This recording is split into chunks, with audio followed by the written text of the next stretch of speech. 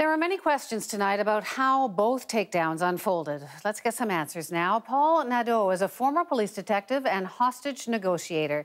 So first, Paul, let's take a look at this. This is the moment that the police moved in on the gunman who's believed to have shot a policewoman yesterday. Here's what television viewers in France saw as the scene unfolded at a grocery store in Paris.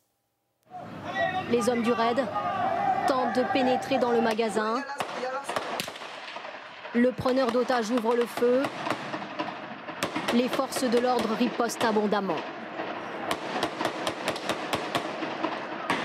Après quelques secondes, on aperçoit clairement le terroriste. Il est abattu. So, Paul, what strikes you watching that? There was a sense of urgency, and it was a calculated entry, I believe. We see at one point there's a metal door that's opening, and I'm uncertain as to who activated that. It may have been activated from inside, or it may have been the police officers who activated it from the outside. But a decision had been made based on all the facts that immediate attention and urgency needed to be taken, and they had to storm that place right away. We hear often about how time is so important, you know, wait it out. But at some point today, they decided to go in. How do they pick a moment?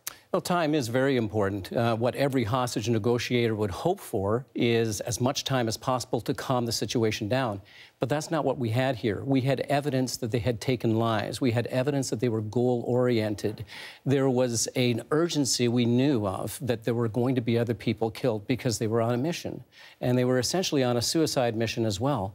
So given all that intelligence and all that information, someone on the outside, a police officer, an incident commander, was making some very tough decisions based on two situations going on at the same time. Yeah, well, really tough decisions. We saw in that video that the policemen were racing in, guns blazing, as the hostages are coming out. So what are they thinking? There's obviously innocent lives at stake. That must be such a difficult thing to balance. It's a very difficult thing to balance. One of the things that we have to keep in mind is that these special tactic units are trained 95% of the time.